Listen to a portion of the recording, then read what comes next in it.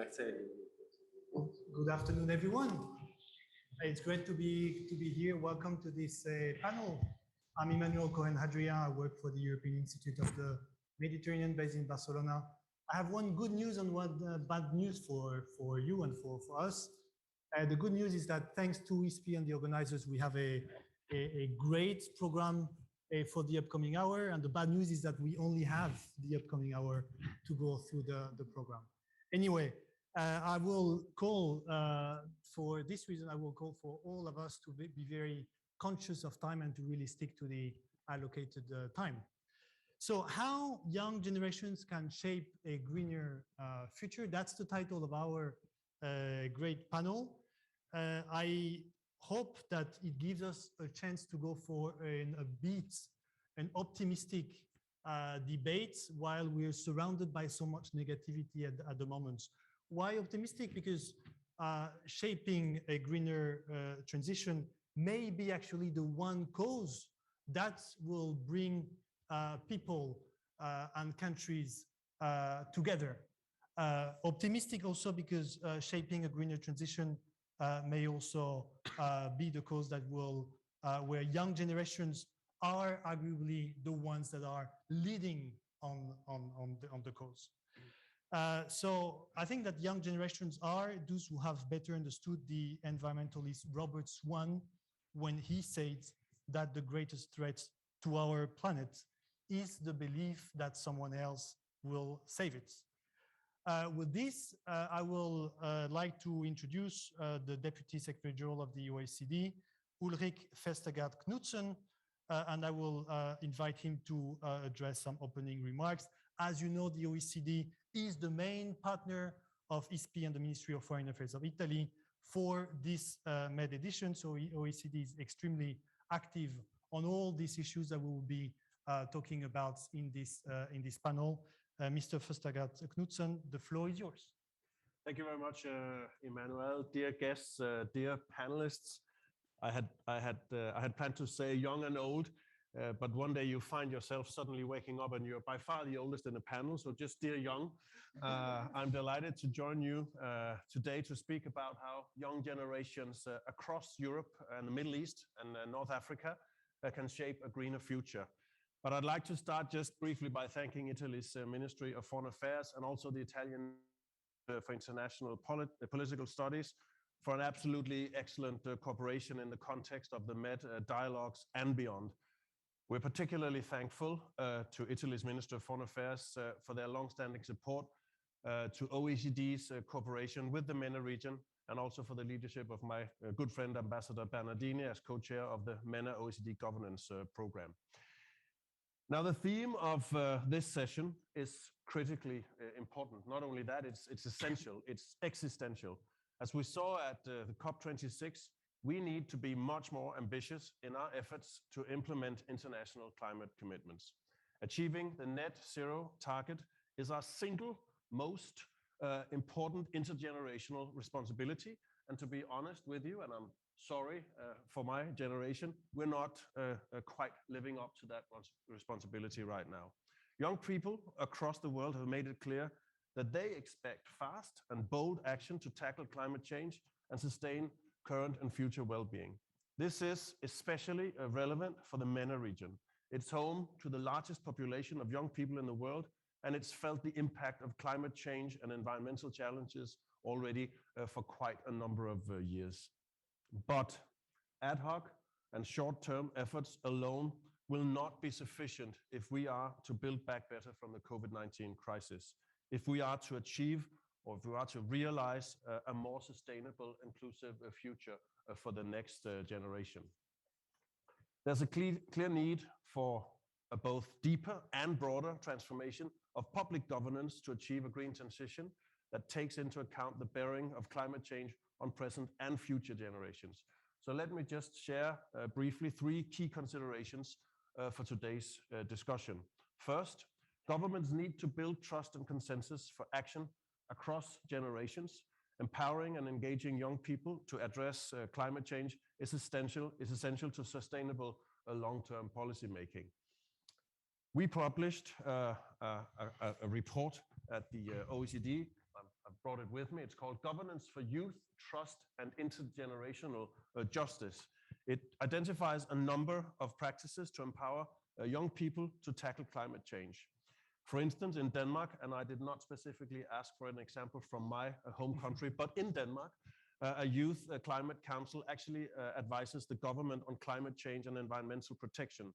I mention this because it's good to see that similar initiatives are now emerging in the MENA region. In the United Arab Emirates, for example, the government is now supporting the creation of an Arab Youth Council for climate change.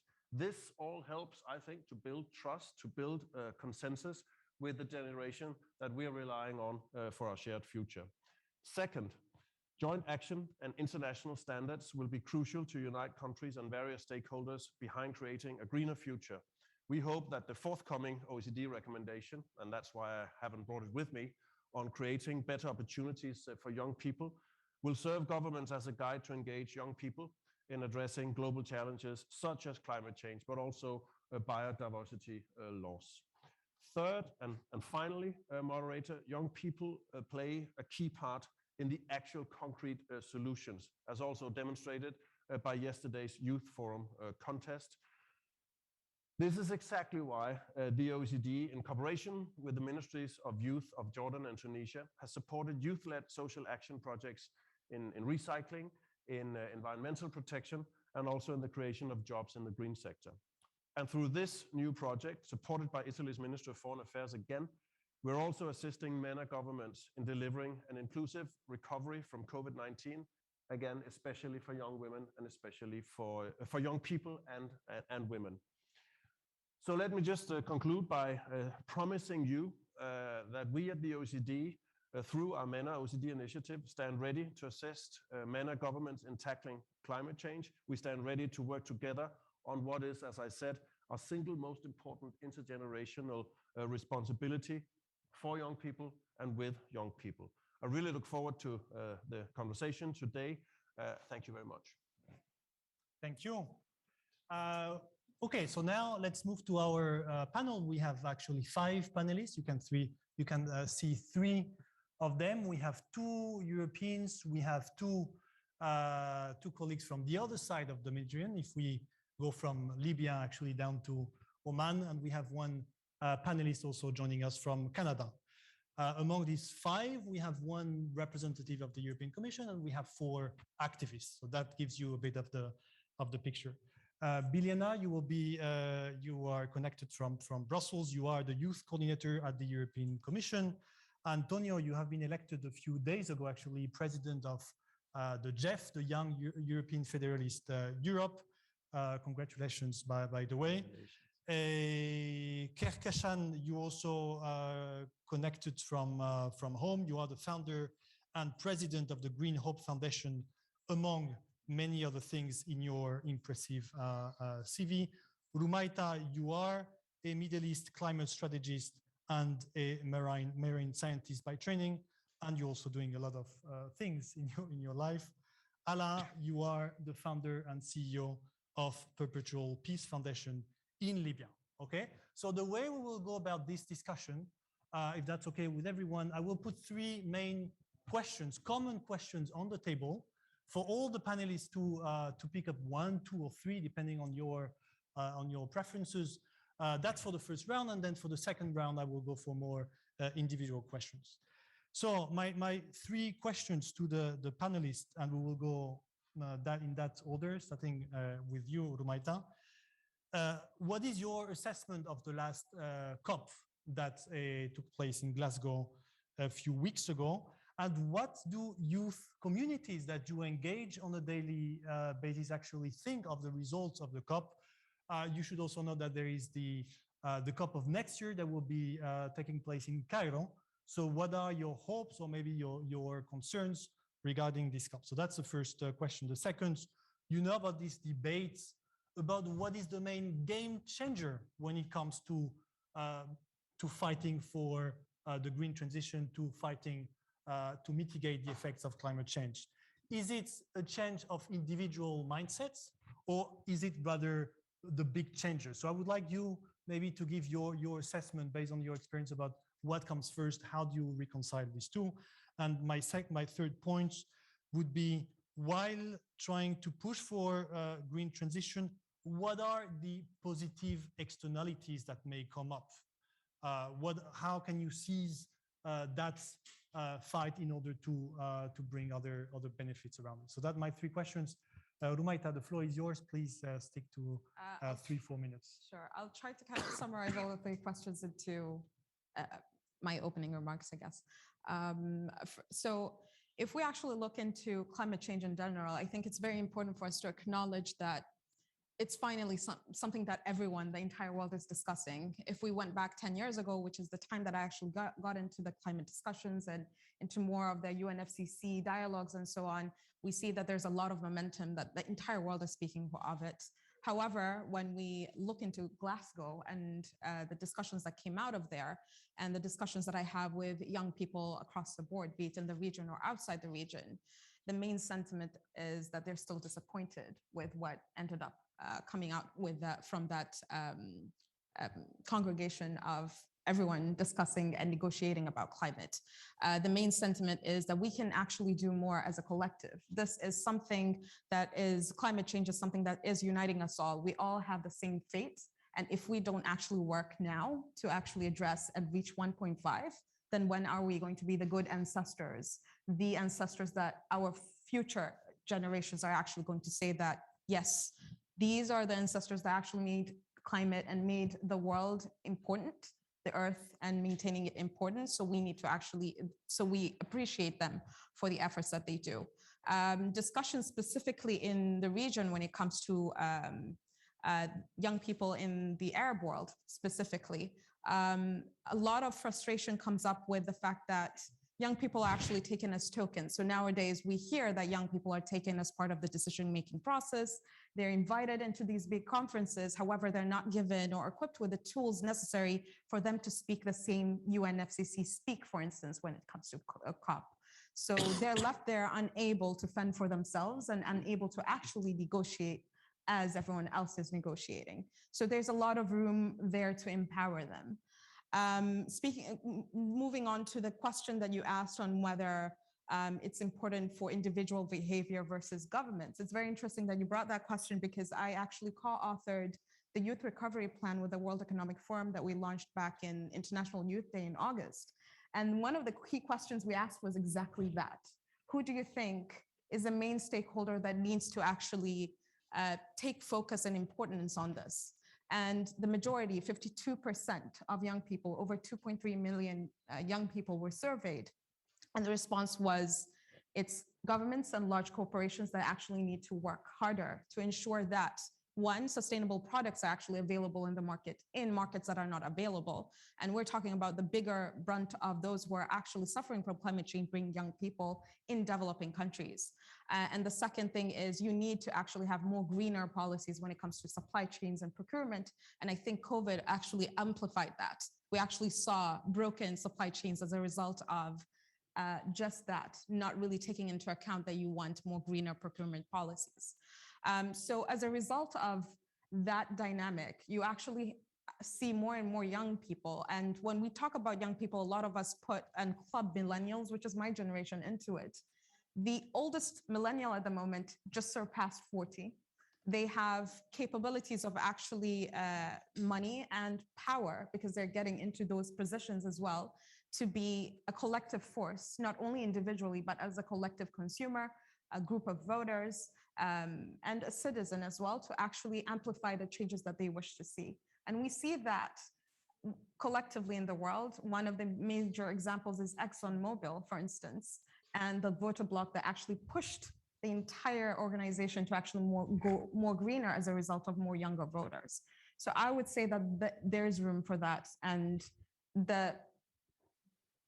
even though it's a bit of a doom gloom situation at the moment with COP coming out with 2.4, young people are very hopeful that there is room for change if they're involved from the beginning in the decision-making process. Thank you so much for these insights, Rumaita. Antonio, your turn. Thank you very much. First of all, thank you very much to ISPI and to the Foreign Ministry for the invitation, for organizing this very interesting event. I'll try to go by spots. And I'll try on very, very brief and short comment on the COP. Not enough.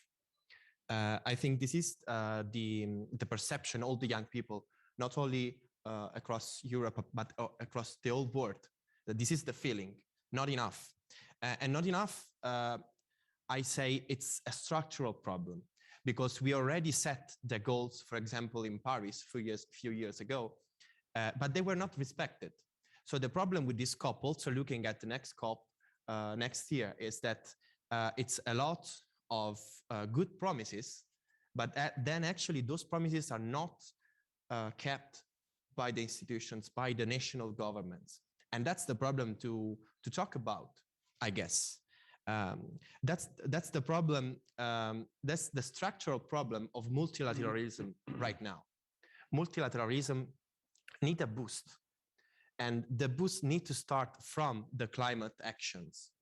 And, you know, we are still a lot of time thinking in about a world divided in nation states, and we need to build trust among nation states. Climate is way beyond national states. Climate is a global thing, and we need to address it as a global problem, because it doesn't matter if I'm from Italy, she's from Oman, he's from Libya. It doesn't matter anything. The only thing that matters is that we are actually seeing all the problems climate change is bringing to us.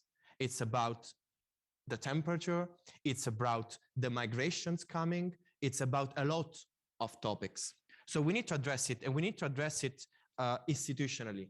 We cannot just hope that a bunch of people will bring out the change thanks to the individual behavior. These, of course, will help. These are the people that have to aspire younger generation, and possibly in the future there will be a more responsible way of behavior regarding the environment. But we need changes, and we need changes now. And institutions are the way to get to those changes. And I'll get to the end of what I wanted to say. So when we talk about young people, I really appreciated what you said in the introduction. It's not about the future, it's about the present and the future. And involving young people in the decision making, it's something that has to happen now. But the problem is not only involving young people, it's also the decision making. We need to actually be able to make decisions. It's not easy, but when we talk about building trust, it's not something we start to do from now on. It's something that's been done in the last years. We need to build on that. We need maybe to be brave enough to do something different, because keeping doing the same thing all over again, coming back to COP, right now it's not what young people expect. Thanks, Antonio. And you see, thanks also for sticking to your time. You see, that's what happens with a panel of young people. You know, you don't need to actually control time. They are disciplined. That's great. Okay, with this, we cross the med again. With you, Alain, do you want to pick up some of the points I suggested as an introduction? First of all, thank you, Emmanuel, and thank you for my colleagues, and to share the panel with them with the different background and interest. I'm also so delighted to be here in Roma and participate at the Mediterranean Dialogue. Well, I'm so happy that the climate change, it's international or the global challenges, which is considered as the 21st century challenges, which is bring all people and the state together. But I'm a bit concerned that on the individual level and on the state level, on the individual level as a young people or youth, that there's common share, and the climate change, it's significance for us. But when it comes to the priority of the single state or the state actors, regardless the Arab state or the European state, the priority, it is different. And this year, Libya has different priorities other than the other European state. So the fighting against climate change and to put the climate change as priority and on the agenda of the government, it's very totally different.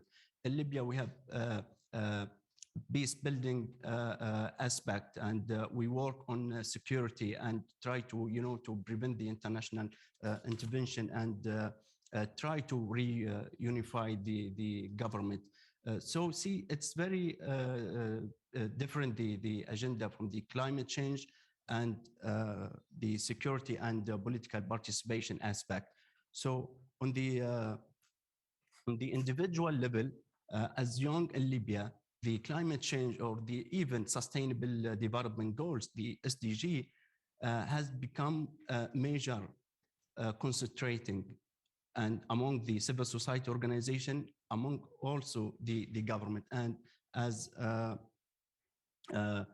civil society organization, there is enough awareness and movement regarding the climate change. And I'm sure that from this year and to next 10 years, that there will be more engaged and participation, not just on individual level of youth in Libya, but also on the government. And as civil society organization, our main essence or our job also to reinforce the government to try to make decision or to take action to fight against the climate change. Thank you. Thank you, Ala. Biljana, you are joining us from Brussels. Yes, hello, Emmanuel. The floor is yours. Thanks for joining us. Thank you. Well, I myself, as EU Youth Coordinator working in the Commission, I'm not an expert on climate environment issues, I have to say, as these young people who have been speaking. But I'll maybe just quickly answer to the easiest questions of the three that you raised, which is the second one, whether we need, what is the game changer, whether we need policy initiatives or kind of change at really individual level. And I think it's the easy one because, of course, we need both. And, you know, for me, from my perspective, I think given the urgency of the situation, I think any kind of action at individual level, policy, communities, etc., short-term, long-term that we can take now that will bring us one step closer to, you know, climate neutrality and many of these objectives, it's already one action well taken. So this is the kind of my perspective. And maybe one thing that I can mention is that I think we have to make very concrete changes very fast. Just one example that I can give, for instance, you hopefully have, I'm sure, all heard of some of our mobility programs like the Erasmus Plus, which is also not only for EU member states, you know, maybe the European Solidarity Corps, another of our youth programs. So in these youth programs, what we did in the new programs that which were launched this year is, for instance, include this green priority across the board. So this is kind of a very concrete change that where, for instance, organizations, young people who are applying, there's always priority given to, for instance, projects that are green or where, for instance, sustainable travel is used. So that we can basically give priority and encourage all of these organizations, young people, to adopt this kind of green mindset and mentality. So this is what I mean in concrete action. Maybe it is not a huge policy initiatives, and we have of those, of course, but it is a very concrete change, which I think at some level will bring a positive change. I can maybe speak later about other initiatives. From my perspective, what is very critical is to include young people into the kind of decision-making aspect. We know that they are at the forefront of this movement, climate environment movement, but also on other things, they have original ideas and they have a lot to offer. So I can only see benefit of kind of giving the space for them to voice their concerns and also to share the solutions that they see to these challenges. Yes, so this is what. Yes, exactly. We'll get back to this indeed. Thank you, Biljana, and we'll conclude this round with Kerkashan. In your case, good morning, Kerkashan. I understand you are in Canada. Yes, that's right. The floor is yours. Thank you. Yeah, I'll answer all three of your questions. So for the first one about COP26, I've been involved in the COP processes since the time I was 12 years old, since 2012, where I spoke at multiple events at COP18 in Doha, where at that time it was extremely restrictive for young people and even more so children, with access only being allowed on Future Generations Day. So while youth access has improved with each COP, with Glasgow being the most embracing, there is still a lot more to be done. But as someone who has been involved in this process for a really long time, I can say that compared to other COPs, Glasgow had much more progress. But, you know, at the end of the day, for me and my team, COP is just like one cog in the wheel of change. Our actions against climate change do not start and end with COP. We take it as a step in this long process of mitigation. So while robust policymaking is extremely important, it is equally critical to work on the localization as well as addressing the human impacts that addresses climate change from a people and planet lens. So we viewed COP with pragmatism as part of a larger process. The highlight for COP, of course, being the need, the discussion on coal and the need for it to be phased out. So while India and China water down the language to phase down, I actually would rather focus on solving the challenges that these countries have in reducing their coal dependence, because it's like really easy for rich nations to sermonize and tell developing nations to cut down on coal while the lives and livelihoods of people are not taken into account. And it's really this inequality that we need to address. And you also asked about the next COP in Egypt. Of course, there are concerns on how easy or how difficult it will be for developing nations to overcome logistical challenges. But just apart from that, I would like to reiterate that we should not wait for the COPs. Rather, we need daily localized grassroots actions, building resilience from the ground upwards so as to really bridge the gap between policy and reality. Now, to answer your second question about individual versus governmental action, the last two IPCC reports have clearly highlighted the importance of engagement of all sections of civil society, including individual accountability, in order to address the escalating impacts of climate change. And as someone who has been deeply engaged in this process for 14 years now, both at a grassroots level as well as in policy discussions, I can state with conviction that the greatest threat from climate change does arise from human apathy, because most people assume it's a problem for someone else to solve. The strikers on the street blame the politicians for not doing enough. The politicians blame each other. The corporates blame legislation, and the blame keeps getting passed on and on. And you know who suffers the most while this happens? Of course, it's the vulnerable communities and regions, primarily in the global south, that sink deeper into the mire. And Emmanuel, you quoted Robert Swan as saying the greatest threat to our planet is the belief that someone else will save it. And bringing about behavioral change from an individual level has to be the way forward in that sense. So instead of, marching on the street, striking, missing school, we should be asking ourselves, what are we doing as individuals and consumers? Are we making the right choices? And to do so, do we have the requisite awareness? So that's the gap that we at Green Hope Foundation address, using that education for sustainable development as a transformative tool to provide all sections of civil society with knowledge, tools, awareness to really transform behaviors at an individual level, so we can build those resilient communities that includes resilient governments and private sector. Because for decades, we've only focused on policy changes and forced these top-down directives as in this one-size-fits-all manner. So this has to evolve. And for me, adapting individual behaviors does hold the key to changing the climate change discourse. And that will actually lead to more holistic partnerships with governments, private sector, civil society, where everyone takes accountability and views climate change as the main enemy, not each other. And the United Arab Emirates is a wonderful example of how this healthy, positive relationship can exist amongst all stakeholders. And I say this as someone born and raised there.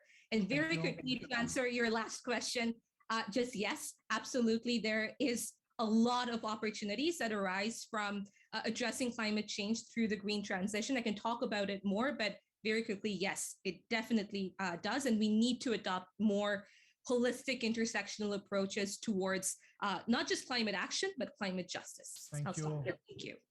Thank you for these inspiring thoughts, Karkashan. Okay, with this, we conclude the first round. So thanks a lot for these great insights again. Biliana, let me go back to you now for more individual questions. Youth, med, green transition, the dream triangle, right, for the European Commission, because youth, because you're very successful in mainstreaming youth in your domestic external policies, green transition, because you all know that's the first priority of the new Commission. Well, not that new any longer, but anyway.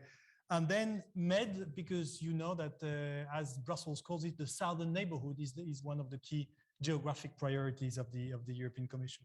So with this dream triangle, with that in mind, what can the EU do actually, and what does it do now to promote youth-led initiatives and projects to achieve a green transition in the broader med?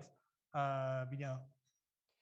So yes, I mean, I started speaking about some of the programs that we have, and just one thing that I wanted to say there as well. You can hear me? Yes? Yes. Yes, I think what is important for us is that we can basically integrate this green priority that we have, and not only digital and inclusive as well. And of course, the three are very much interlinked across all the different projects, initiatives, programs that we do. I think that's kind of the successful approach in this, so that in everywhere we have this kind of on the back of our minds. How can we make it more sustainable? How can we make it greener? So many of the programs do have those dimensions, but I wanted just to mention maybe just a few which are good examples. So one is the education for climate, because I think, and like it was spoken just previously, it is very important that we try to develop this kind of sustainability, green skills, and from very, very early age, probably even starting within primary education. And so in terms of the education for climate, we have built this community, a coalition, which is led by teachers and students. I think this is very important that these projects are youth-led, that they are not kind of seen as top-down initiatives, that the people, the participants in them, young people particularly, take ownership of them. So in this Education for Climate Coalition, teachers, students, educational staff are working together to see locally in their schools, in their communities, what can they do and what very concrete projects they can implement in order to help in the green transition. So this is, for instance, one example of a project that has been very successful, and we launched just very recently.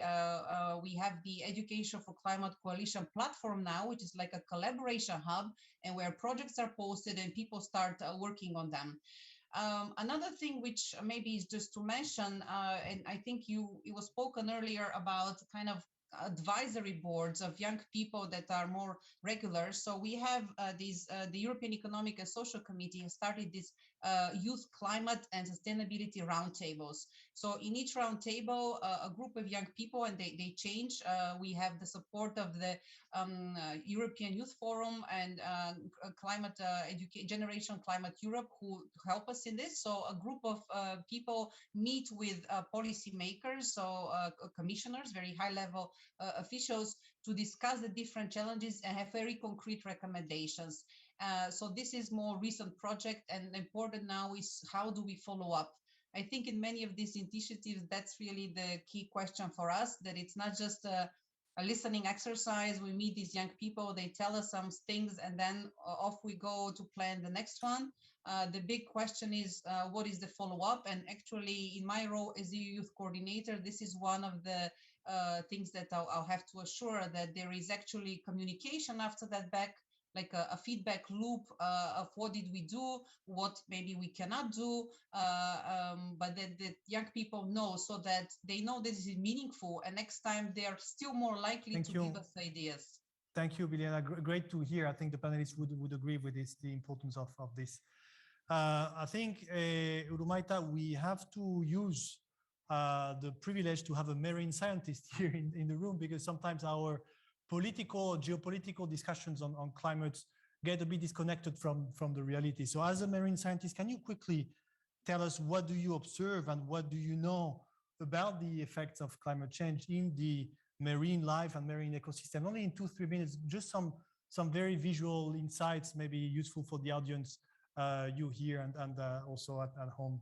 Sure. So I'll give you an example of where I come from, Oman.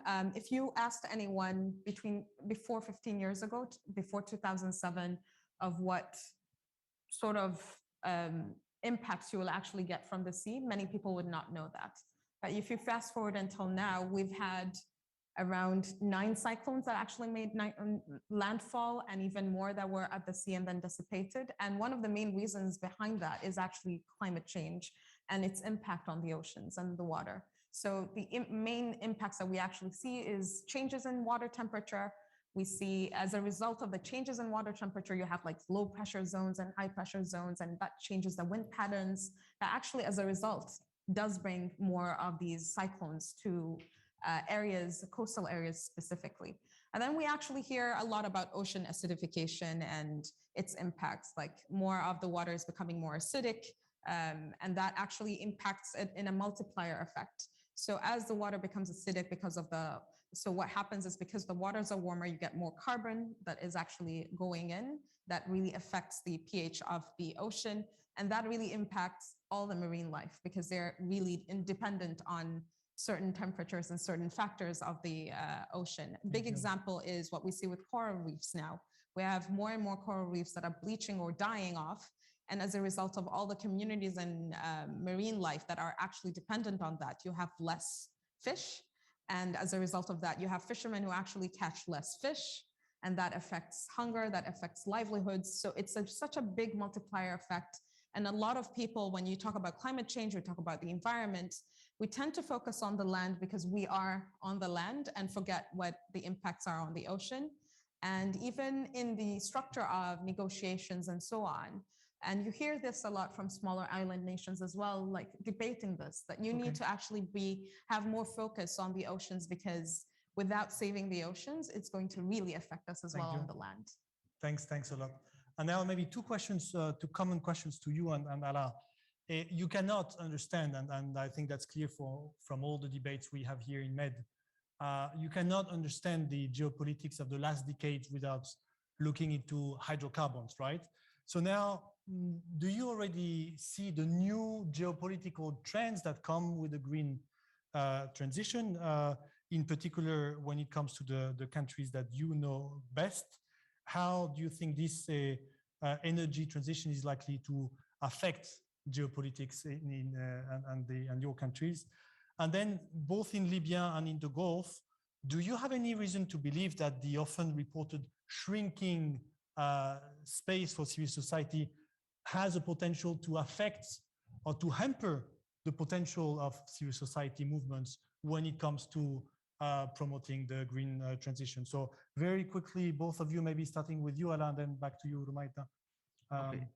Regarding the power of civil society, if we realize that before the Libyan revolution, there were the role of civil society in any movement that in Libya in terms of humanity or development, it was very fragile and it was very weak. But compare between the last 10 years, the civil society in Libya initiated to build itself, to become much aware and become more stronger in terms of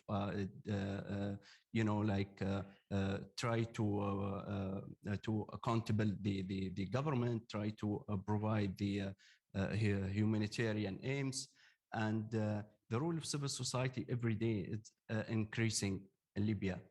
So basically, regarding your questions, whether of the civil society movement, what can do regarding the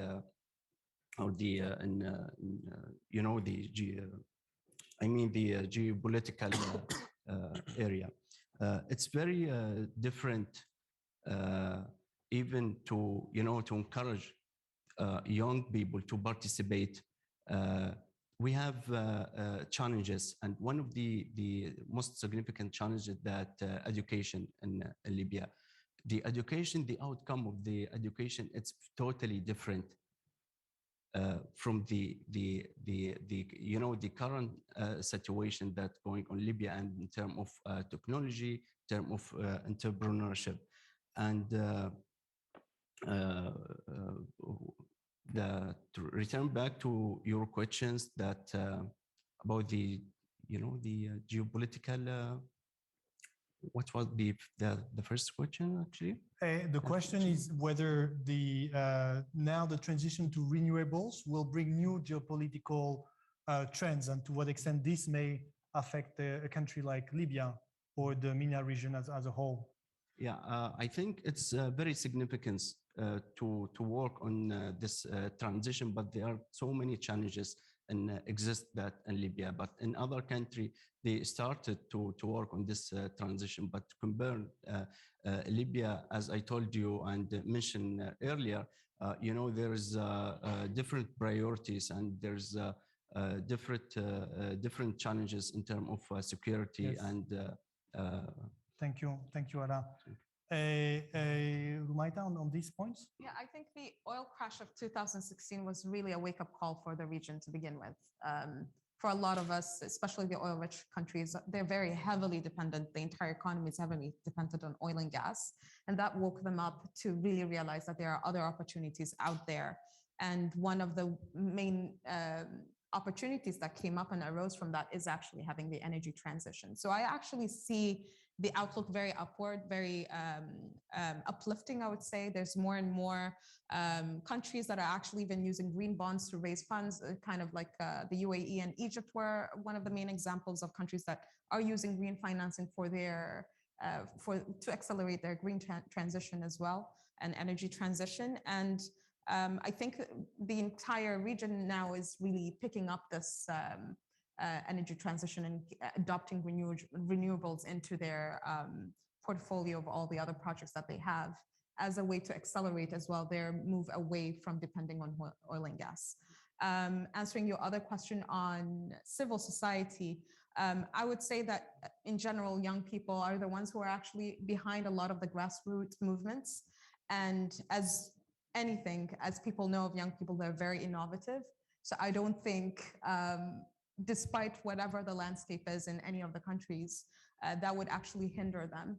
They would actually find other opportunities to kind of gain more support, not necessarily in the more traditional structure of what a civil society organization or an NGO would do, but there are ways that to gain momentum. Social media is there that has really picked up, and everyone is actually a civil citizen that's trying to do something. So I think there's room for innovation there as young people are getting more and more involved. Thank you. Karkash and Antonio, we'll finish with you.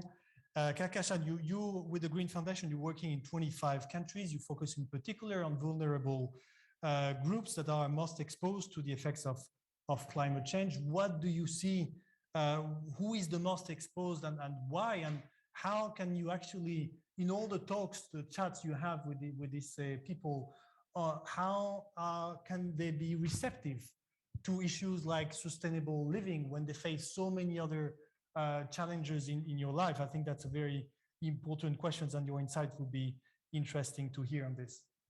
Absolutely. Yeah. Thank you for the question. I think the first thing that we need to understand is, once again, localization is key. What we have done throughout the years has just been this one-size-fits-all solution upon these most vulnerable communities. So obviously they're not going to be receptive to it because it does not address their challenges and it does not provide them with any kind of solution. So yes, we work across 25 countries. We have seen how most affected people are the children, young people, and the women, but their challenges are unique because climate change affects them in different ways. And that is why it is so important that we localize the Sustainable Development Goals, localize the challenges, and therefore implement localized solutions. So once we are able to do that, it is amazing to see the kinds of actions that are implemented on the ground by young people and women. And I'll give you a few examples of that with our members and ambassadors at Green Hope Foundation. So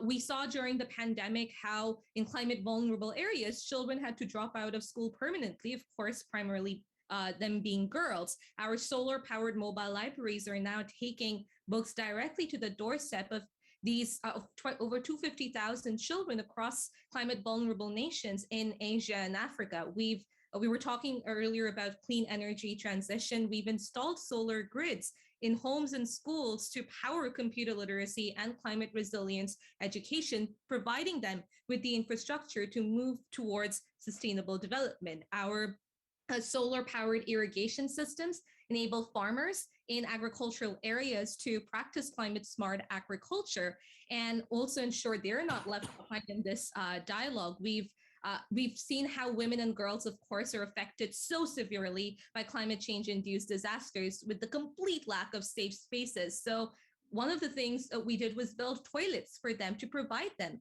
with that safe space and also install solar streetlights so that they have the freedom and safety to go out in the evenings and at night. And, these are just some examples of how it is all interconnected, the issues, but at the same time, we need localized solutions in order to really understand what is going on at the ground level and really move away from the siloed approach that we have been using to approach sustainable development. And just using the sustainable development goals as a framework, people talk about, just goal 13 for climate change or goal 4 for education or goal 7 for clean energy or goal 5 for gender equality. But it is very, very obvious how they're all interconnected and how once we realize that, we're able to really bring forth all of these issues together, understand their intersectionalities, and then implement them at the ground level and localize them. Thank you so much. Antonio, le mot de la fin. The European Union is not doing so well. It is challenged internally, externally. Do you think that affects the climate diplomacy that the EU is so keen on, and more generally the credibility of the EU when trying to advocate for the green transition in the world? If you still have some time, maybe a few words on the COFE, on the Conference on the Future of Europe, and how the youth basically reflects on climate will be interesting within 2-3 minutes. Antonio. 2-3 minutes. Yeah, thank you very much.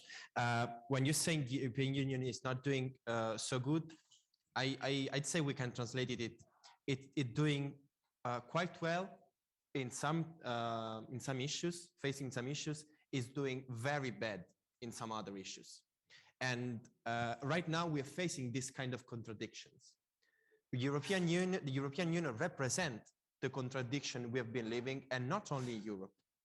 Because, of course, we are on one hand, the Green Deal, we have the Next Generation EU, so a big investment plan, not just to recover from the COVID crisis, but also to invest on the next generation, to invest on the future, and to invest on two main pillars, digital transition, ecological transition. And this is a very nice approach. This is a very promising approach. But on the other end, we have been experiencing struggles in defending the rule of law, in defending democracy process. We have been facing all the tragedies at European borders in the Mediterranean Sea, not only in the last weeks, tragically, but it's been years. In the last weeks, we've been seeing what's happening at the border between Belarus and Poland. These are the things we need to address when it comes to the European Union, because if the European Union is keep taking this contradiction, loses its credibility internationally. Because if the European model is proposing a reinforcement of a multilateral approach, proposing to step up to fight climate change and etc., and these are the things European Union are trying to do. But if we are weak on the main principles we should stand for as Europeans, this is a problem. And let me add another thing, and I'll try to close also on the conference. It's not just us, because we do not do the mistake of thinking about just in a Europe-centric way. We're talking about Europe in a globalized world we are living. We are talking not about European challenges, we are talking about international challenges. And coming back to concrete proposals and also to the Conference of the Future of Europe. The Conference of the Future of Europe has a lot of flaws, but is the opportunity to actually for the citizens, not only for young people, but for everyone, to actually be involved and to trying to propose some changes, try to propose the Europe of the future. And we need to use this this opportunity, at least to challenge who is instead defending a status quo full of contradictions that we were saying. And to conclude, I'd like to add a thing. We need to be very concrete when we propose changes, very, very briefly. I totally agree with what's been said about localizing the approach.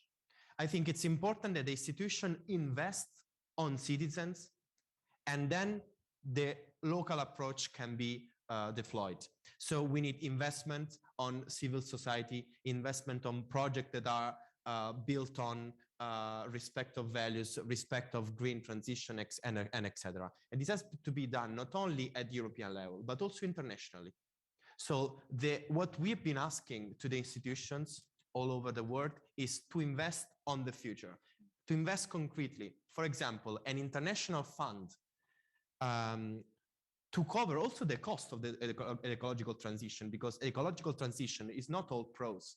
There will be a lot of people losing their job for the ecological transition. I'm not saying that it has not to happen, but I say that institutions need to also face that issue, need to invest on that. And we can finance this fund with global taxes. We've been talking about the corporate tax on digital affairs. Sorry, I'm really finishing. Why don't talk about a carbon price globally? There's been a discussion because the European Union since a long time has been discussing on introducing a carbon border adjustment.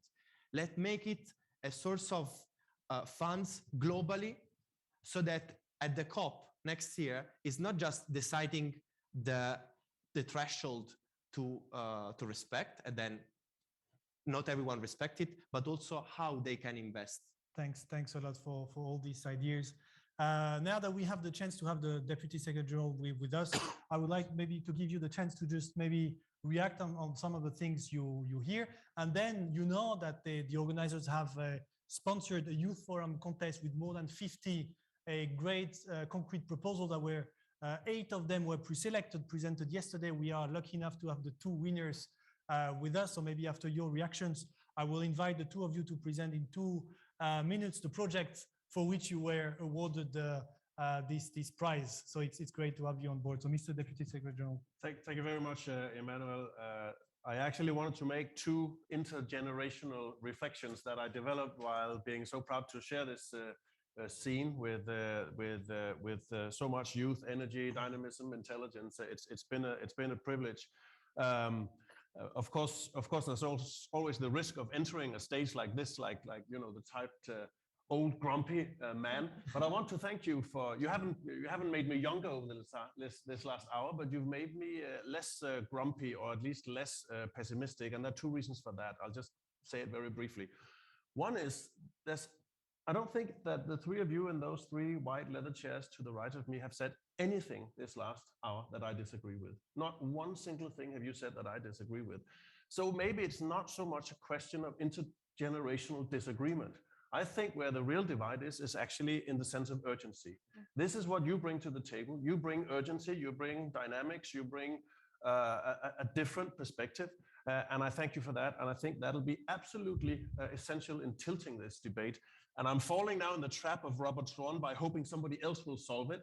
That's not what I'm doing here. I'm not tilting it all on you. We will help you. It's the responsibility, not least also of our generation. But you bring that urgency. That was reflection number 1. Reflection number 2 is, I think maybe when we speak about all of this, there is one good thing at least to take away from the COVID-19 pandemic. Not a lot, but one good thing to take away from this pandemic, because it has shown the world that if we perceive a threat as real enough, as urgent enough, we are able and willing to change the way we go about our daily lives. Exactly what is needed in the climate change crisis. We are willing to wear masks. We're willing most of us, to get vaccinated. We're willing to give up concerts, football, events, theater, even seeing our family. We're willing to do all that if we perceive the threat as real.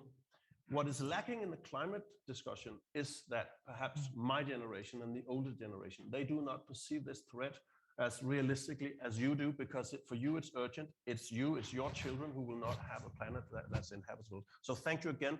I think that's just one extra reason for bringing the youth into this discussion. And by the way, on the carbon pricing, the OECD can help. Thank you so much for these words. Celine, you're one of the two winners of the contest. Please come here, and could you kindly present the project? Thank you for everything. I'm so appreciate. It's great to be here and looking to your faces. My name is Celine Thompson. I am coming from Istanbul, Turkey, and my project is plant-based leather. I call it vegan leather. I make this leather for to be a better future, to create a better future together. And I'm saving the water and energy and animals' life with this project. And I believe that we can create a better future together with this project and with the other lots of projects together. Thank you. Thank you, Celine. Thank you.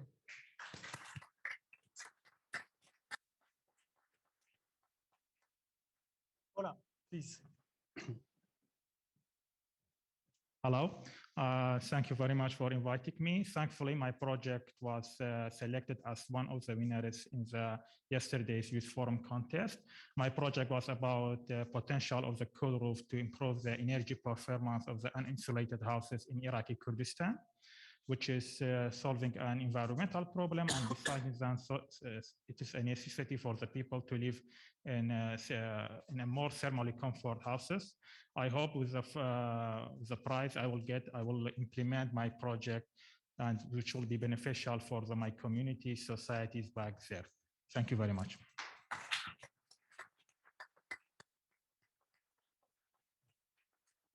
Good luck to both of you, really. And I would just conclude by thanking all the panelists here and also from home, and you for participating in this panel. Thank you, everyone.